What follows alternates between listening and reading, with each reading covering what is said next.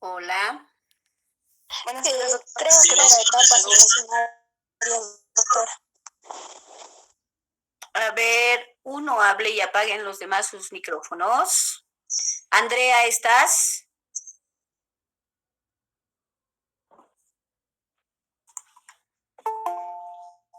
Andrea.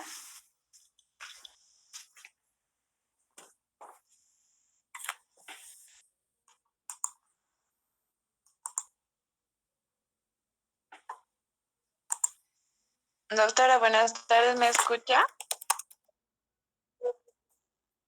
¿Sí?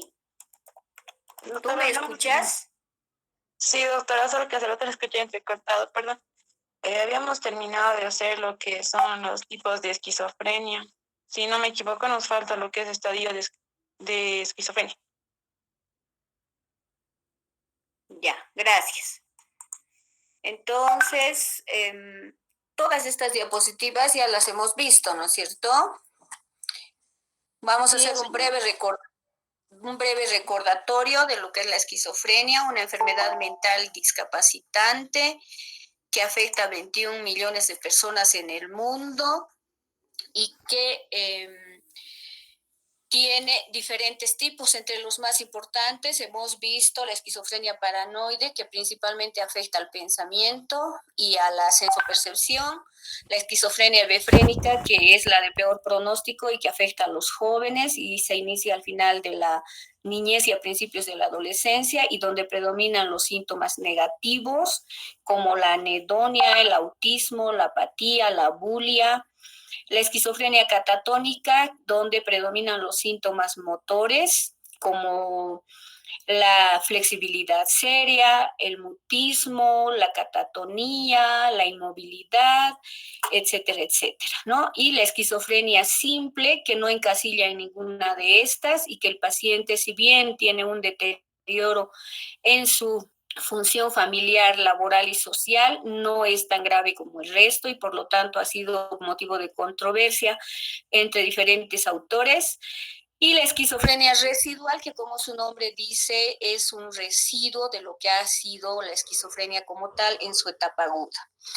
Entonces, esos serían los tipos de esquizofrenia y ahora vamos a hablar de los estadios. Primero tenemos que hablar de un estadio premórbido, ¿no es cierto? Donde el paciente ya ha visto o ya hemos visto en el paciente que ha presentado síntomas y la familia nos dice, mi papá, mi hijo era callado, se encerraba en su cuarto, no le gustaba tener amigos, no se relacionaba con nadie, a veces reaccionaba bruscamente, entonces era más aislado y solitario, como en la película. Si ustedes, vuelvo a recordarles, en la película John Nash, su maestra le dijo, ¿no es cierto?, de primaria, le había dicho que tenía dos partes de cerebro y una parte de corazón. Entonces, él sí tenía una personalidad premórbida, era extraño. Además, sus conductas, su forma de comportarse,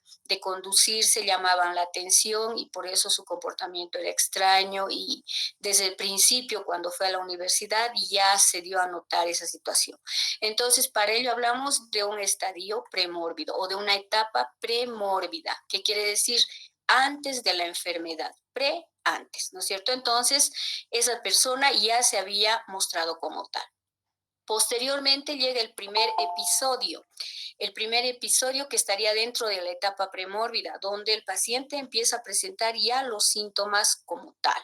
Entonces ahí ya puede empezar a manifestar síntomas de sus alucinaciones, ya sean auditivas, visuales, senestésicas, auditivas, olfativas, gustativas, etcétera, ¿no? Y después del primer episodio, que estaría en la etapa premórbida, está la etapa aguda. Ahí sí ya tenemos que intervenir como terapeutas, tenemos que intervenir ya sea con la contención, los fármacos, la psicoterapia, todo lo que amerita esta etapa, porque en esta etapa la esquizofrenia va a eclosionar como tal, ¿no es cierto? Ahí vamos a poder ver la agresividad, la autoagresividad, la heteroagresividad, los delirios, las alucinaciones, el pensamiento, la conducta y el pensamiento desorganizados, esos síntomas negativos, las alteraciones motoras, etcétera, etcétera. Entonces, esa etapa aguda va a durar el tiempo en que nosotros logremos estabilizar al paciente. En el caso de la película, si ustedes se ponen a analizar un poquito la película, ¿cuánto ha durado su etapa aguda? La etapa aguda del paciente ha sido desde el momento en que se han incrementado sus alucinaciones, ¿no es cierto? Y hasta el momento en que lo han prácticamente capturado. Ha tenido que intervenir el orden para que lo puedan llevar al psiquiátrico, ¿no es cierto? Él se ha escapado, él estaba bajo efecto de sus delirios de grandeza, vuelvo a recordarles, y de delirios megalómanos y delirio de daño y persecución. Entonces a él lo han tenido que capturar prácticamente para llevarlo al psiquiátrico, ¿no es cierto? Entonces toda esa etapa aguda ha sido hasta cuándo más habrá sido. Si ustedes se ponen a analizar, ver nuevamente, les he dicho que la película la vean 1, 2 o 3 veces, si es que pueden, y las veces que sea necesario, porque cada vez uno va encontrando más síntomas y va entendiendo mucho más la patología. La etapa aguda ha terminado no cuando lo han agarrado, no cuando ha estado en el psiquiátrico, no cuando él se ha intentado sacar ese chip que tenía en su brazo, ¿no es cierto? ¿Cuándo ha terminado entonces esa etapa aguda? Cuando a él le han hecho el electroshock, ¿no es cierto? A él le han dado medicamentos, le han hecho la intervención en crisis y finalmente como no remitían los síntomas, entonces tuvieron que hacerle el electroshock, ¿no es cierto? Y ahí el psiquiatra habló con la esposa y le dijo que tenía esquizofrenia paranoide. Esa es la etapa aguda, entonces la etapa aguda en la que se manifiestan los síntomas como tal. Y posteriormente está la etapa de estabilización, ¿no es cierto? Donde el paciente se va a ir estabilizando de a poco, porque lamentablemente en todas estas patologías el tratamiento no es como hacer con antibióticos o con antiinflamatorios, porque sabemos que con un antiinflamatorio a los 20 minutos va a empezar a surtir efecto y va a empezar a calmar el dolor, va a disminuir la inflamación. Con esos pacientes y en estos trastornos mentales, lamentablemente, lleva su tiempo, ¿no es cierto? Como con los antidepresivos hemos hablado de que ha llevado, o mejor dicho, empezamos a ver mejoría del estado de ánimo y de humor a los 10 días. Igualmente, entonces en estos pacientes, por supuesto, los sedantes actuarán inmediatamente, harán que el paciente se tranquilice, pero los síntomas van a persistir, ¿no es cierto? Entonces, toda esa etapa aguda en la que se manifiestan mucho más los síntomas va a durar un buen tiempo, por lo menos unos 10 a 15 días, ¿no? Y posteriormente la etapa de estabilización, que va a tardar mucho más y que ahí vamos a ver ya que el paciente se está estabilizando, y posteriormente la etapa de remisión, ¿no es cierto? Donde ya los síntomas van a ir remitiendo poco a poco, pero eso no quiere decir que dejemos de darle la medicación al paciente. Entonces, esos serían los 4 estadios de la esquizofrenia. Entonces, tendríamos que ver ahora el pronóstico, ¿no es cierto? El pronóstico es reservado, el pronóstico es variable, el pronóstico depende de cada paciente en particular. No nos olvidemos además que hay que individualizar cada situación porque cada paciente es único, ¿no? Pero en la mayoría de los casos el pronóstico es reservado, porque como hemos visto en una de las diapositivas, una de las pacientes decía saber que tu final está cerca, ¿no es cierto? Y que las leyes están en contra tuya, no saber qué es real, qué es irreal.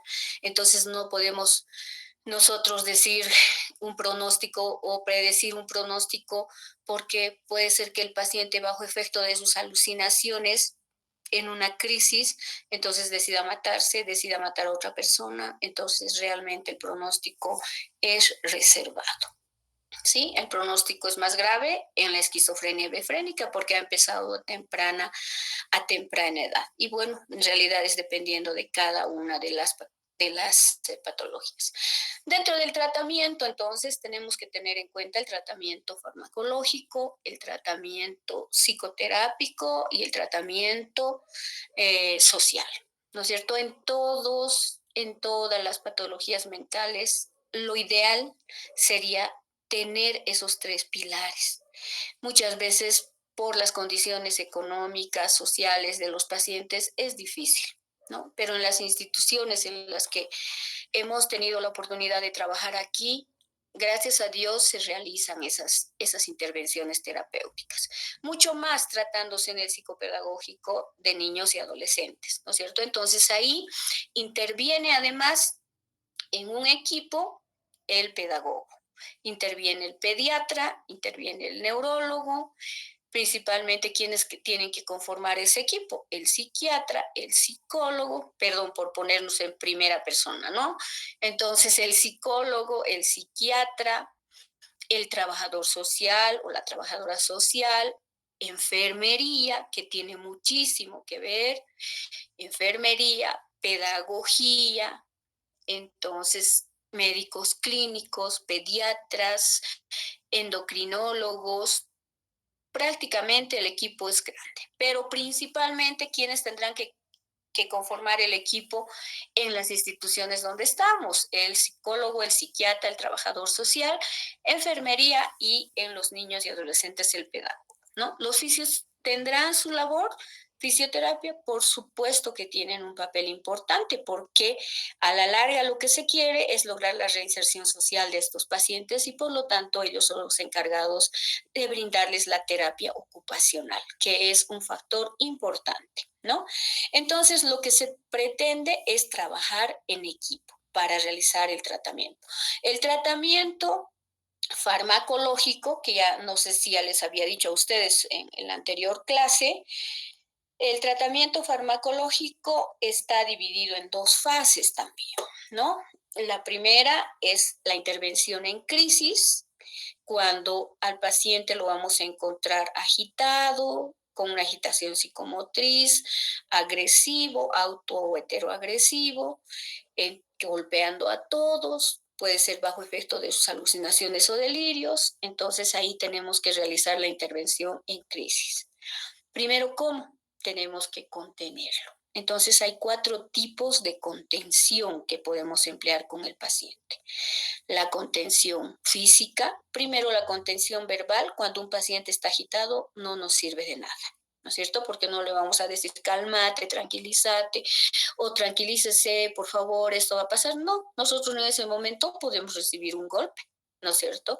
Entonces, podemos hacer la contención física, de hecho, irnos, ¿no es cierto? Y para ello hay formas especiales, o sea, no se puede tratar al paciente que tiene un trastorno mental de la misma forma que se trata a un delincuente, por ejemplo, ¿no? Porque cuando se le contiene a un delincuente, no importa, le tuercen el brazo hacia atrás, entonces al contenerlo, le llevan el brazo hacia atrás, pero la persona que ha cometido un acto delictivo se queja, ¿no es cierto? Ay, me duele, basta. En cambio, el paciente psiquiátrico tiene alta tolerancia al dolor, su umbral al dolor es muy alto. Entonces, no se queja y nosotros podemos hasta luxarle, ¿no es cierto? Podemos hasta provocar fisuras, fracturas. Entonces, tenemos que saber y conocer la forma en la que vamos a hacer la contención física. Si el paciente sigue tan agresivo y no se logra contener, entonces podemos utilizar la contención mecánica, que no se utiliza mucho ya en nuestros días, ¿no es cierto? Porque antes de ello, pues podemos utilizar la contención farmacológica y hacer la intervención en crisis. Entonces ahí utilizamos los antipsicóticos y formamos un cóctel lítico, ¿no es cierto?, con antipsicóticos, relajantes, tranquilizantes, estabilizadores del humor y sobre todo para evitar los efectos secundarios de los antipsicóticos, los antiparkinsonianos. Entonces se realiza la intervención en crisis utilizando un antipsicótico incisivo y un antipsicótico sedativo. Tenemos que mezclar los dos. ¿Para qué? Para tranquilizar al paciente y ya para ir incidiendo en los síntomas que está presentando, ¿no es cierto? Entonces, la contención o la intervención en crisis prácticamente es farmacológica. Entonces, utilizamos fármacos que vayan a tranquilizar al paciente y si aún pese a ello persiste agresivo, ¿no es cierto? Porque había una paciente, se me viene a la memoria esto, en la que realmente esta chiquita era de Santa Cruz y esto ha sucedido hace muchos años y nunca más volvimos a saber de ella. Era una adolescente que estaba con alucinaciones y alucinaciones de que el diablo, místicas, pero que en el diablo en el gato se había reencarnado el diablo, ¿no es cierto? Entonces el gato para ella era una amenaza, a tal punto que la vieron en Santa Cruz, le hicieron el tratamiento, pero no cedía el cuadro y decidieron traerla aquí porque pues cometió actos atroces la niña, ¿no? Agarró al gato, lo puso al grifo, le abrió la boca, imagínense todos los arañazos que ella recibió y el pobre gato cómo sufrió porque le abrió la boca y abrió el grifo y dejó que le llenara tanta agua al gato que explotó. Entonces, literalmente era una mezcla de agua, de sangre y de toda su casa y de todas las vísceras del gato que yo me pongo a pensar y me imagino, pero no me puedo imaginar en realidad cómo ha sido el cuadro, como la madre nos decía, ¿no? Entonces, esta niña llegó realmente contenida y de todo. Se le hizo el tratamiento, la intervención, estaba bajo efectos de la medicación y de todo, entonces, y parecía aparentemente tranquila, pero una vez que ingresó donde estaban los otros pacientes, que parecía tranquila, agarró el televisor de un lugar tan alto, porque ustedes saben que con los pacientes hay que poner todas las cosas en lugares a resguardo. Agarró el televisor, tenía tanta fuerza que agarró el televisor y lo lanzó al piso y lo destruyó, ¿no?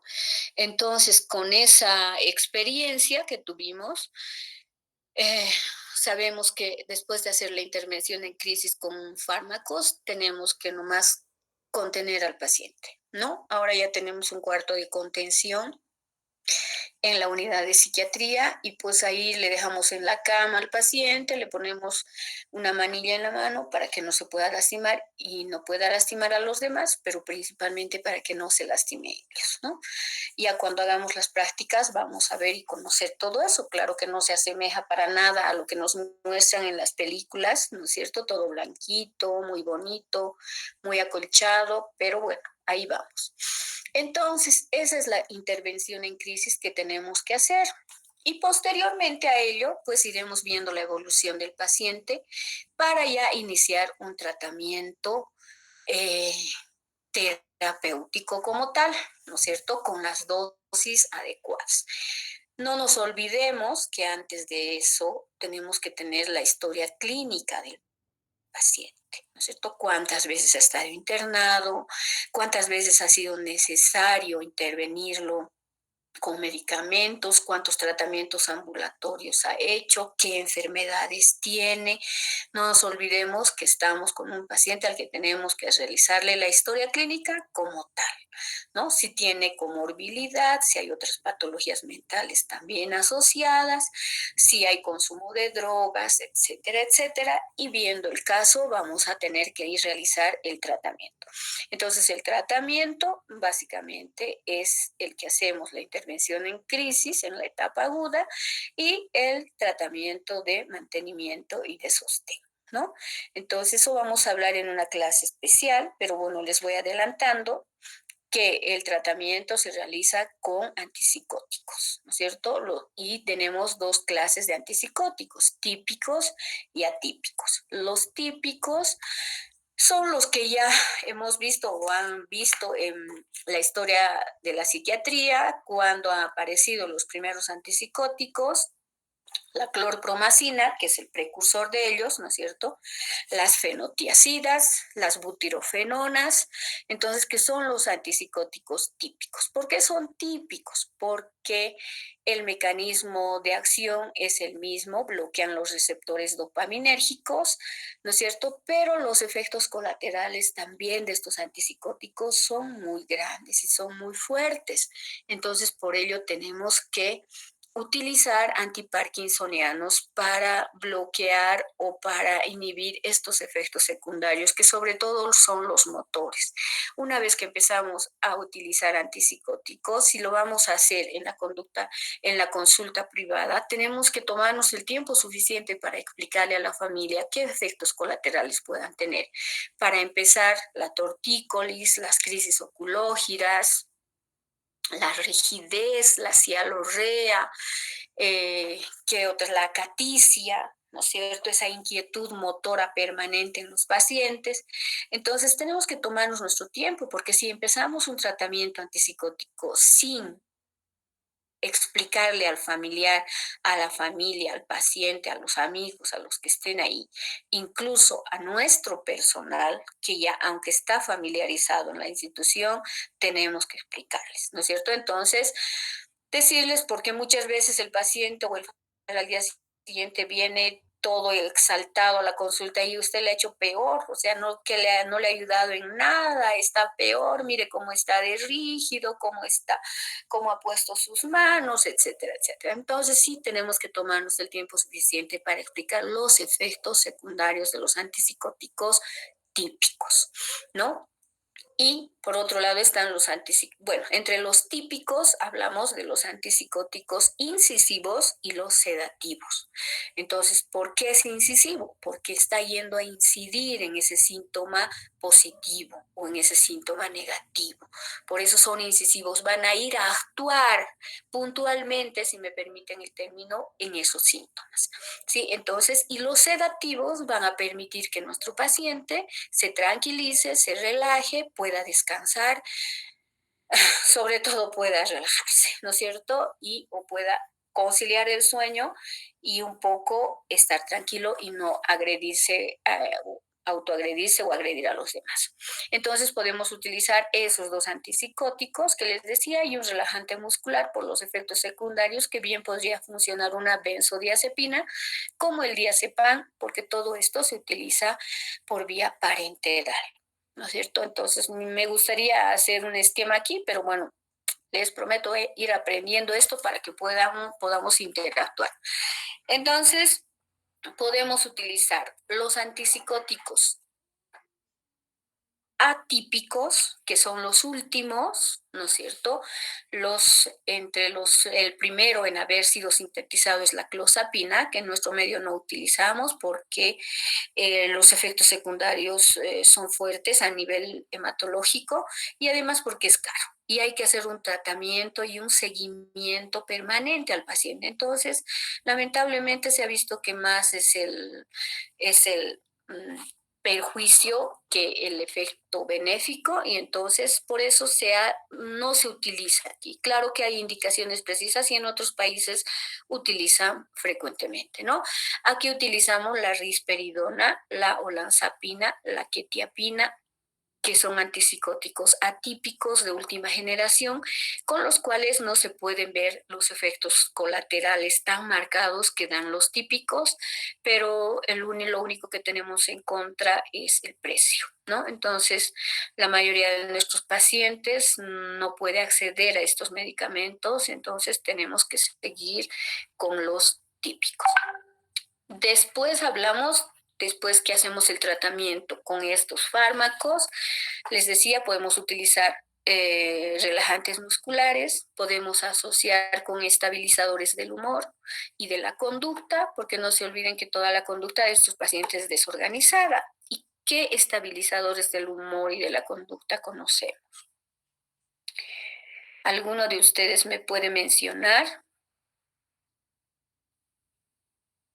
Uno, dos, tres. La carbamazepina, que es un antiepiléptico, pero también es un estabilizador de la conducta. ¿no es cierto? Y estabilizador del humor. Por eso se utiliza mucho asociando antipsicóticos, incluso antidepresivos, ¿no? Entonces podemos utilizar un estabilizador del humor, un relajante muscular, los antipsicóticos, incisivos sedativos, los antiparkinsonianos para evitar los efectos secundarios y podemos ir agregando más medicamentos, ¿no? Lamentablemente estos pacientes son polimedicados con psicofármacos, porque uno solo muchas veces no hace efecto. Y podemos, después que hemos logrado pasar la etapa aguda y entramos en la fase de estabilización y de remisión de síntomas, podemos utilizar los tratamientos de depósito. Hay antipsicóticos de depósito, como el haloperidol, que si bien es un antipsicótico típico, que es el más utilizado en nuestro medio, también está de depósito, ¿no es cierto? Entonces lo podemos aplicar cada 28 días o cada 30 días y el paciente reacciona de buena manera, tolera muy bien, porque se aplica una ampolla y con un relajante muscular como, como son las benzodiazepinas o como son los antiparkinsonianos, ¿no es cierto? El biperideno, que va a evitar los efectos secundarios. Entonces, al paciente, después que hemos logrado estabilizarlo, y si es un paciente en el que se puede utilizar medicación de depósito, podemos hacerlo, tomando en cuenta también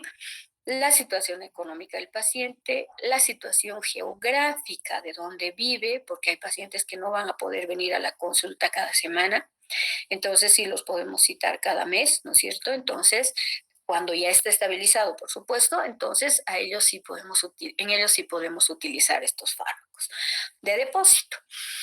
Y otro de los puntos importantes del tratamiento es la psicoterapia, ¿verdad? Entonces, para eso se habló muchísimo, se habló durante años, se vio cómo era el tratamiento cruento de estos pacientes. Son 4 grupos y a veces me olvido si ya les dije o no les dije, pero si les dije, bueno, les recuerdo, ¿no? Que en principio los tratamientos para los esquizofrénicos eran muy cruentos, prácticamente eran conejillos de indias, eran utilizados como monos de circo, entonces los trataban de una manera muy cruel, los encerraban, los contenían físicamente con cadenas, han utilizado el coma insulínico, ¿no es cierto?, aplicándoles insulina hasta provocarles el coma, viendo que de esa manera podían desaparecer sus síntomas. Los han sumergido en agua, los han puesto en ataúdes o en cajas, los han sumergido en agua al punto de que cuando ya estaban a punto de ahogarse, los sacaban y según los que practicaban estos tratamientos, entonces hacían un bien al paciente, pero pues era realmente muy cruel, ¿no? Entonces, en la historia de la psiquiatría hemos hablado de Philippe Pinel, un psiquiatra francés, neurólogo y psiquiatra francés, que fue el que literalmente liberó a estos pacientes de sus cadenas, porque les dio el trato humanitario, ¿no es cierto?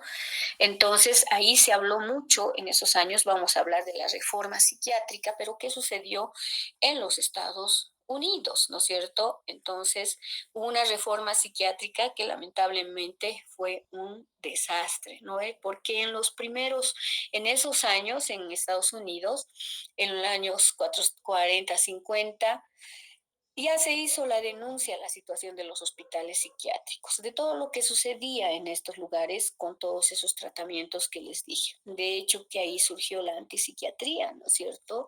Que decía que los psiquiatras éramos médicos opresores, que no le dejábamos estar al paciente, que coartábamos toda su libertad, los dejábamos como seres inertes con la medicación y de todo, ¿no? Por eso surgió también la antipsiquiatría.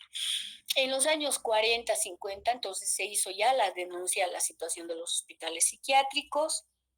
Hemos hablado ya de los primeros fármacos antipsicóticos, apareció la clorpromacina.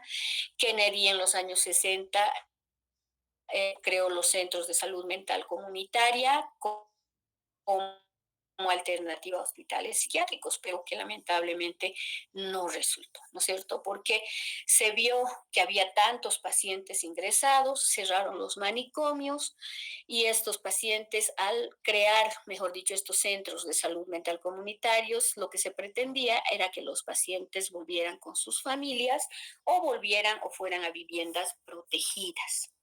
Entonces, también se habló de los programas de seguimiento a la cronicidad de los trastornos mentales. Los trastornos mentales son crónicos, ¿no es cierto? Por eso les digo, los psiquiatras, los médicos en general tenemos que tener tolerancia a la frustración y los psiquiatras en particular.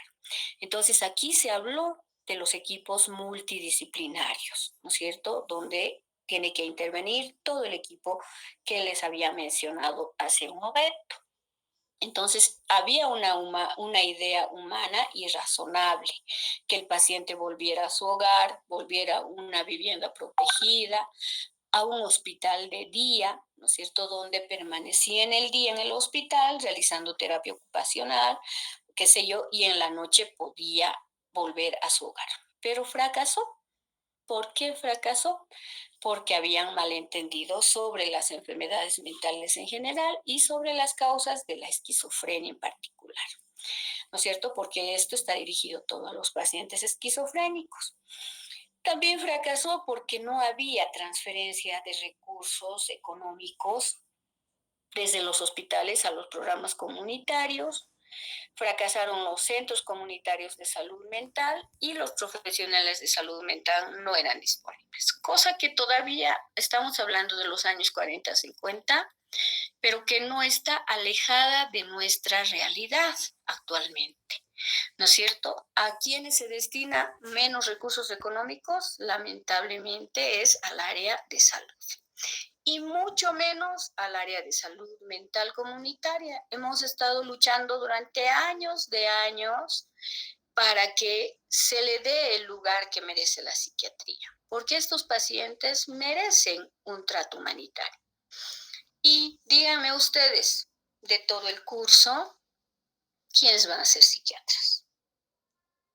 ¿No es cierto? Entonces, todavía no hay profesionales de salud mental disponibles. No hay la cantidad suficiente de psiquiatras. Actualmente psicólogos creo que ya se están incrementando, pero psiquiatras aún no. ¿No es cierto? Hasta hace unos pocos años, quienes hacían la especialidad de psiquiatría, los que no podían acceder a ninguna otra residencia, lamentablemente era así. Entonces, y todavía sigue sucediendo eso entonces en nuestros tiempos sobre lo que ha sucedido en esa etapa, en esa época, ¿no es cierto? Entonces no hay profesionales de salud mental disponibles, por eso vemos que en el mundo actual el 1% de la población sufre esquizofrenia. 40% de estos pacientes nunca van a recibir tratamiento, ¿no es cierto? Ya sea por la condición educativa, de instrucción. Incluso en el campo, lo mejor para los pacientes es que se queden ahí y nunca reciben ningún tipo de tratamiento.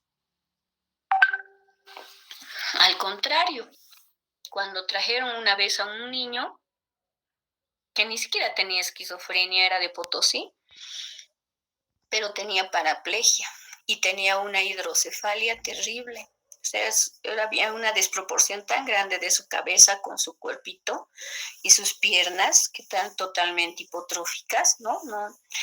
Entonces llegó lleno de heridas, magulladuras y de todo, porque lo tenían en el corral. Los padres iban a trabajar en el día y lo dejaban amarrado en el corral al niño, ¿no? Entonces él tenía hambre, tenía un espacio como para estirar su soga, la pita, no sé, y se movía en ese espacio, ¿no? Entonces, y los padres tenían vergüenza y nunca le hicieron tratamiento. Y cuando le dijeron, alguien le dijo a la madre, ¿por qué no lo llevas al psico? Por ahí algo le pueden hacer, operar o algo a tu hijo. El niño cuando salió de su casa, maravilladísimo de todo lo que conocía, desde el camino, desde su casa hasta el camino al psicopedagógico. Cuando llegó al psicopedagógico, además tenía una cara tan tierna ese niño, con su cabeza enorme, era feliz. Ustedes no se pueden imaginar lo feliz que era de conocer cosas nuevas, de hablar con gente, porque él siempre había estado solo, ¿no? Entonces, nunca, nunca en su vida había ido ni a un médico ni había salido de su casa. Entonces llegó al SICOM, recuerdo muy bien, le dijimos, te vas a quedar para que te cuidemos, te vamos a ayudar.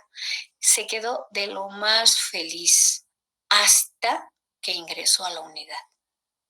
Ingresó a la unidad, ni siquiera entró a psiquiatría, entró a la unidad de residencia. Empezó a llorar porque vio a los otros niños, cómo lo miraban, cómo estaban, ¿no?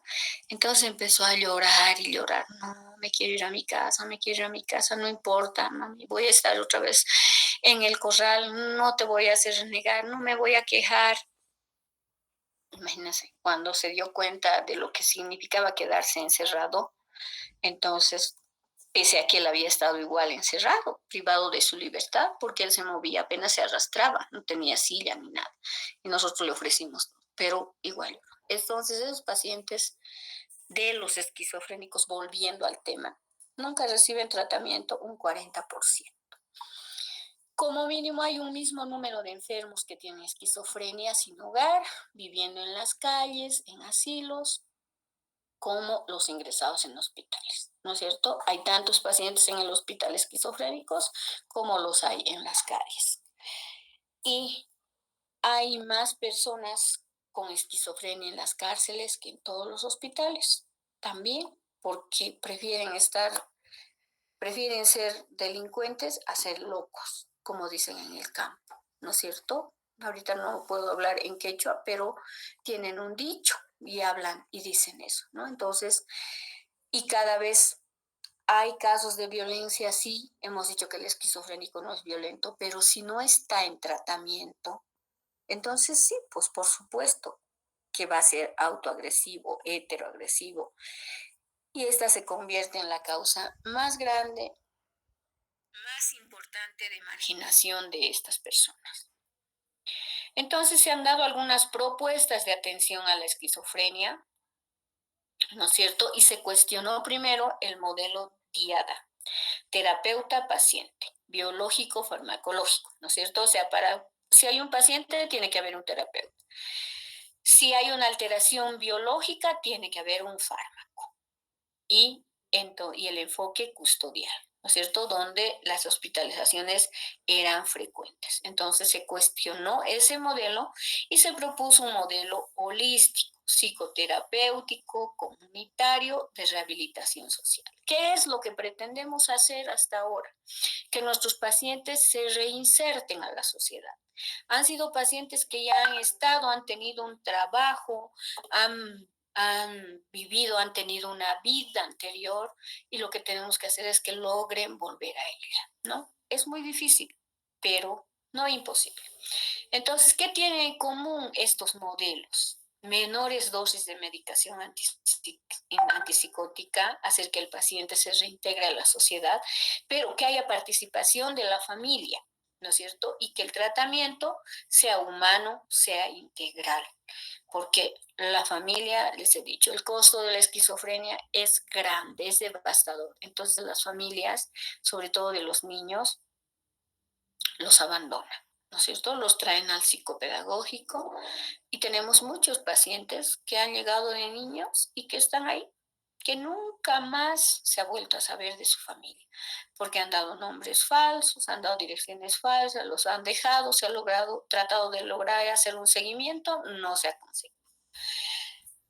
Entonces, ofrecer apoyo psicosocial es tan importante no solo al paciente, sino a la familia, ¿no es cierto? Esa posibilidad de psicoterapia que haga que la familia tome conciencia de la situación de enfermedad de su familiar, que él no es responsable porque quiera, porque nadie se enferma por gusto y menos estas patologías. Entonces, el apoyo psicosocial que podemos ofrecerle es muy importante. Y por supuesto se vieron resultados buenos: reducción de la sintomatología, restricción del uso de psicofármacos, reducción masiva de la hospitalización, ¿no es cierto? Entonces, cuestionándose ese modelo en diada, entonces se logró resultados buenos.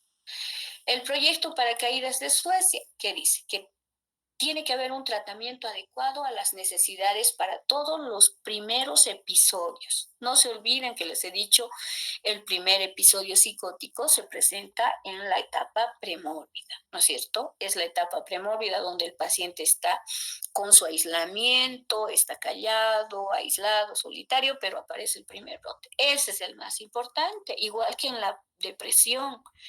Ese primer brote va a dejar efectos a largo plazo en la neurobiología del paciente. Entonces hace más vulnerable al cerebro y pues el paciente puede volver a tener otros episodios aunque no hayan los elementos que han desencadenado. ¿No es cierto? Por eso se dice que está basada en la teoría de vulnerabilidad al estrés y donde hay una predisposición genética, biológica y factores psicosociales.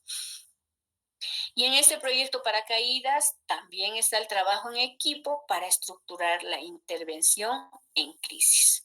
Entonces, ¿qué dice este proyecto? Que tiene que haber una intervención urgente en la casa del paciente, reuniones inmediatas y familiares, apoyo psicológico, terapia de familia, psicoeducación, todo lo que les dije, ¿no es cierto? Entonces es importante también en este proyecto el apoyo a la familia y que él tenga que tener una accesibilidad a este equipo de trabajo durante 4 o 5 años. Aquí no se puede hacer eso. Lamentablemente nuestras condiciones no están dadas para eso. Y lo mismo, reducir la dosis antipsicótica y evitando la hospitalización. Para ello estarían las casas de crisis para que estén los pacientes y se haga la intervención en crisis. El modelo psicoeducativo del Reino Unido, que también está basada, que también es otro modelo importante en el tratamiento, que está basado en la teoría de emoción expresa, donde se realiza la intervención desde el primer ingreso hospitalario, hay una intervención paralela, tanto al paciente como a la familia. ¿Qué es lo ideal? ¿No es cierto? ¿Qué tendría que hacerse? Porque la familia queda realmente mal. Los equipos terapéuticos también se desplazan al domicilio tras el alta hospitalaria. Nosotros hacemos, creo, una mezcla de todo, de todos estos modelos que se han ido dando, ¿no? Y el modelo de tratamiento adecuado a las necesidades del paciente, que se dio en Finlandia, donde en este modelo predomina el tratamiento psicoterapéutico, ¿no es cierto? Pero individualizado, como tiene que ser, y se enfatiza también en este modelo la necesidad de hacer un abordaje familiar en un principio y una terapia individual posteriormente. Otro modelo de tratamiento grupal que se habló de Israel, donde se realiza la terapia en grupo como el más importante para estos enfermos mentales. En la esquizofrenia, en las primeras fases es muy difícil, más si son paranoides. Imagínense que yo junte 4 o 5 esquizofrénicos paranoides. Cada uno va a estar susceptible, desconfiado, ¿no es cierto? Pensando por qué estoy aquí, por qué me han traído, qué me está mirando, por qué me mira. Entonces, son cosas que se me ocurren, ¿no? Así. Entonces, es muy difícil cuando el paciente no está estabilizado. La terapia en grupo, ¿no es cierto? Pero, en definitiva, a la larga sí se puede realizar. En algunos casos ha dado buen resultado. Esos grupos de padres paralelos basados en la teoría de la comunicación y emoción expresada. Todas las emociones tenemos que expresarlas, tenemos que decirlas. No me acuerdo del autor, pero decía que aquellas emociones, esas angustias que no se expresan y se las guardan, posteriormente aparecen, pero de una manera muy terrible, ¿no? No me acuerdo bien la palabra ahorita, pero ni el autor, pero es así. Por eso tenemos que expresar nuestras emociones, decir lo que nos angustia, lo que nos causa alegría, lo que necesitamos decir, porque callarnos, entonces realmente es interiorizar un sentimiento que a la larga va a hacer mucho daño. Y más aún en esto, por eso es que este modelo se basaba en eso, ¿cierto? Basados en la comunicación, y la terapia se realizaba tanto desde el hospital como del centro mental. Y para concluir, como decía mi amigo Javier Sempere, del que he utilizado sus diapositivas, el español. Entonces, la esquizofrenia continúa siendo el gran enigma de la psiquiatría. Por mucho que estudiemos, por mucho que querramos, no podemos entender como quisiéramos a nuestros pacientes, ¿no es cierto? Quisiéramos brindarles mucho más, hacer mucho más por ellos, pero uno no se puede meter dentro de la cabeza de ellos para entender, para ver, para poder yo ver las alucinaciones que tiene, escuchar las voces que él escucha. Entonces, continúa siendo un enigma a lo que sí nos debemos de acercar sin miedo, pero con humildad, ¿no es cierto? Porque son personas, merecen un trato humano, merecen un trato adecuado, razonable, si me permiten el término, para evitar hacer más daño, porque si los estigmatizamos, si nos alejamos, nos asustamos, les estamos haciendo más daño. ¿Y con el fin de qué? De conseguir una mejor calidad de vida para el paciente y su familia, ¿no? Que en definitiva eso es lo que queremos. ¿Sí?